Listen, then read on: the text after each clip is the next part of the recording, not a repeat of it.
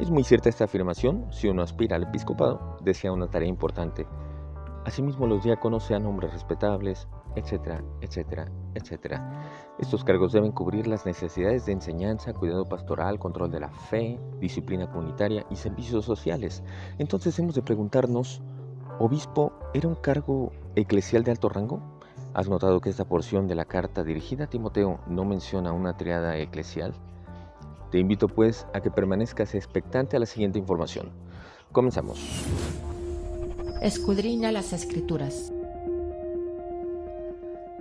Bueno, comencemos con la definición que nos ofrece la Real Academia Española, la RAE, del latín episcopus y del griego episcopos, prelado superior de una diócesis a cuyo cargo está el cuidado espiritual y dirección y el gobierno eclesiástico de los diocesanos.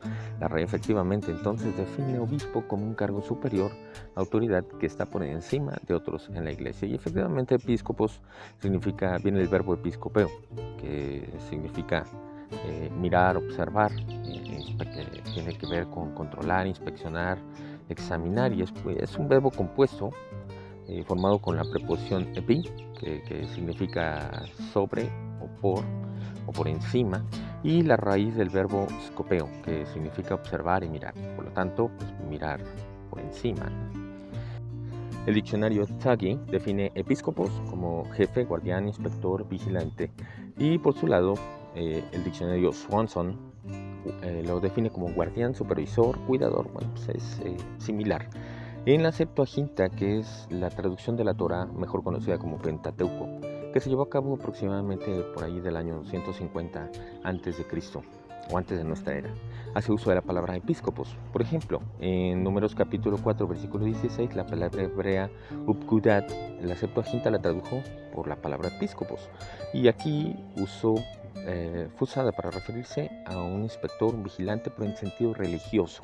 En Números capítulo 31, verso 14, cuando dice, y se enojó Moisés contra los capitanes del ejército, bueno, ahí en hebreo la palabra que se usó es pekudei, y esta fue traducida en la Septuaginta por episcopis, está en plural, haciendo referencia a los caudillos, capitanes, comandantes del ejército. Jueces 9:28, por ejemplo, Pekidó. También se tradujo al griego por episcopos, y aquí denota el sentido de un sátrapa, un lugarteniente, comisionado, un oficial, un delegado, un asistente, incluso un ayudante. Isaías capítulo 60, verso 17, Benoxaich Tzedaká, esa frase en hebreo, se tradujo al griego como que tus episcopos suen dikeusini, que es para dar el sentido de inspectores.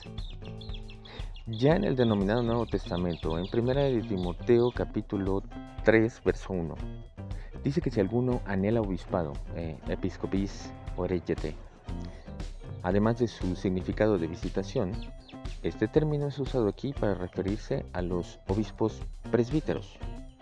En el verso 2, episcopón, o sea obispo, está en singular, presentándolo como un cargo apreciable en la iglesia. Sin embargo, Filipenses capítulo 1, verso 1, Pablo lo hace en plural en un grupo muy pequeño.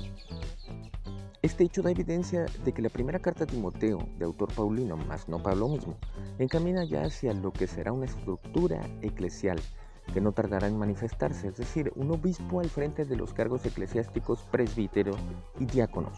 Es importante señalar que el autor paulino en las denominadas cartas pastorales no hace diferencia entre presbítero y obispo, esto en 1 de Timoteo, capítulo 5, 17 al 21. Además, comparando 1 de Timoteo capítulo 3 y Tito capítulo 1, versos 5 al 9, se puede observar una mezcla de las cualidades que deben tener los obispos y los presbíteros, lo cual es evidencia de ser el mismo cargo, pero con diferente nombre. Y es que aquí comienza el desarrollo de la organización eclesial. En la fecha en que se componen 1 de Timoteo y la carta de Tito, o carta a Tito más bien dicho, las cuales dan la impresión de no distinguir entre estos cargos, permitiendo llegar a la conclusión que tanto el presbítero como el obispo en aquel entonces eran el mismo cargo. 1 Tesalonicenses capítulo 5, verso 12. Os pedimos, hermanos, que tengáis en consideración a los que trabajan entre vosotros, os presiden, pristamenus en el Señor y os amonestan. Y primera de Timoteo capítulo 5 verso 17 dice: los ancianos que gobiernen bien y calos proestotes sean considerados dignos de doble honor. Aquí son designados como los que presiden, no como gobernadores o señores con una actitud despótica. Por ejemplo, en Hebreos capítulo 13 verso 7, verso 17 y verso 24. Aquí son llamados guías. Y aquí hay quiero hacer una salvedad aquí. Es que la versión Reina Valera traduce pastores, siendo que dichos versos no dicen en griego pímenes. O sea, si estuviera escrito pímenes, serían pastores, pero literalmente no dice pastores. Más bien el verbo, la palabra que se está utilizando allí tiene que ver con guías. Podría traducirse incluso como líderes, ¿no? Pero guías es el mejor término que describiría esa palabra. Y bueno, los términos episcopos y presbíteros designan a las mismas personas y funciones dentro de las asambleas cristianas. A ambos se les atribuye las mismas responsabilidades, tanto apacentar, presidir, ejercer el ministerio de la palabra. Por el contrario, se hace una clara distinción entre obispo y diácono, por ejemplo en Filipenses 1:1 y en 1 Timoteo capítulo 3 versos del 1 al 8. La distinción entre presbíteros y obispos como dos órdenes o ministerios eclesiales distintos no aparece en el Nuevo Testamento. En la era apostólica, estas palabras todavía se utilizaban sin el contenido técnico que adquirirían después, señalando rangos distintos. Ni episcopos ni presbíteros aparecen en ninguna de las listas de los dones o carismas del Nuevo Testamento en las que los administradores, por ejemplo en 1 Corintios capítulo 12 verso 28, los kibernasis, esos suelen ocupar el último lugar.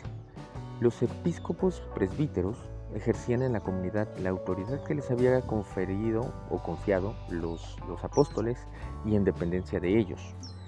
En las llamadas epístolas pastorales se ha querido ver un giro hacia el episcopado monárquico por el hecho de ir dirigidas a personas concretas, es decir, Tito y Timoteo, con funciones apostólicas de ordenación. Sin embargo, la figura de un obispo que ocupa el primer lugar en una triada ministerial con los presbíteros y los diáconos es mencionada y reconocida en las epístolas de Ignacio. Te mostraré un par de imágenes de ello. Hay muchos ejemplos de esto. Cabe mencionar que Ignacio murió aproximadamente quizás en el año 107-116. Jerónimo dejó un elocuente testimonio con respecto a lo que condujo a la ascensión del episcopado monárquico, y él escribió en la epístola a Océano: en los antiguos obispos y presbíteros es lo mismo, porque lo primero es el nombre de la dignidad y lo último de la edad. Posteriormente dijo que después se eligiera uno que estuviera por encima de los demás.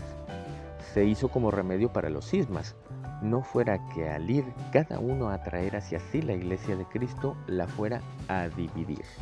Bueno, y Jerónimo amplifica en este y en otros escritos el testimonio de que la elección de un obispo de un obispo presidente entre los presbíteros fue una disposición de conveniencia circunstancial. Veamos someramente la obra denominada El Pastor de Hermas. En su tercera visión parece jerarquizar de la siguiente manera los mártires, profetas y presbíteros. Hermas menciona a los presbíteros de una manera general, jamás del obispo y de los presbíteros, no parece distinguirlos entre sí. Menciona presbíteros, jefes de la iglesia, los presbíteros que presiden la iglesia. Entonces, para el pastor de Hermas, el cuerpo presbiterial gozaba ya de una considerable autoridad. La Didache, o Didache, en el número 15, dice: para el cargo de obispos y diáconos del Señor, elegiréis a hombres humildes, desinteresados, veraces y probados, porque también hacen el oficio de profetas y doctores. También aquí podemos observar que la Didache no menciona al presbítero, sino únicamente obispos y diáconos. Este hecho parece indicar que los creyentes les tenían en baja estima. Esto es muy revelador por parte del autor de este escrito cristiano. Entonces, históricamente hay un proceso progresivo de cristalización de las iglesias en entidades jerarquizadas, atestiguado por los escritos postpaulinos del denominado Nuevo Testamento y de los escritos de los llamados padres de la Iglesia. Lenzmann nos dice que la Iglesia es un hecho histórico como el Estado, el orden feudal y el mismo cristianismo. La premisa básica de su constitución fue la unión de las comunidades cristianas dispersas, mientras éstas siguieron cada una su propia vía, en tanto no hubo un clero diferenciable de la masa de fieles, y durante el tiempo de las pugnas internas de las sectas se desarrollaban libremente, no se sintió necesidad de poseer un órgano autoritario centralizador, capaz de imponer por decreto los principios de la fe y el emplear contra los disidentes todo un aparato jerárquico. El proceso que condujo a la aparición de la Iglesia fue paralelo al establecimiento de la dogmática cristiana y la constitución del clero. Dado este proceso, los obispos y diáconos se convierten en los jefes principales de las iglesias cristianas. Esta jefatura protoortodoxa, consolidada definitivamente en contra de las herejías en el doble frente antijudaico y antinóstico.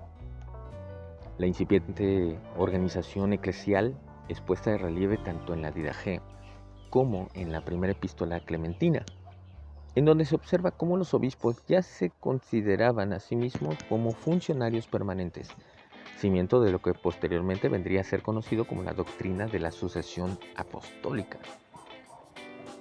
Notoria es la arrogación jerárquica, es decir, la atribución de poderes que eran ajenos al punto de vista o la perspectiva de la comunidad original. El Gran Diccionario Enciclopédico de Imágenes y Símbolos de la Biblia, de editorial Klee, nos dice que obispo, en el griego secular la palabra obispo o episcopos, se utiliza para referirse a hombres con posiciones respetables en el Estado y a oficiales en comunidades religiosas. Implicaba supervisar, ordenar, evaluar y establecer dirección. Este término se utiliza indistintamente como anciano para los líderes en la congregación local. El Nuevo Testamento no representa aún plenamente la ortodoxia de la gran iglesia. Esta se irá formando poco a poco, el firme modelo organizativo que se impone en buena parte de la iglesia a partir de mediados del siglo II. Un superintendente, o sea el obispo, al frente de un consejo de ancianos o presbíteros, auxiliado por un consejo de ayudantes, es decir, diáconos, ayudará mucho a la estructuración de la ortodoxia, que aún tardará siglos en imponerse de modo firme, dice Antonio Piñero.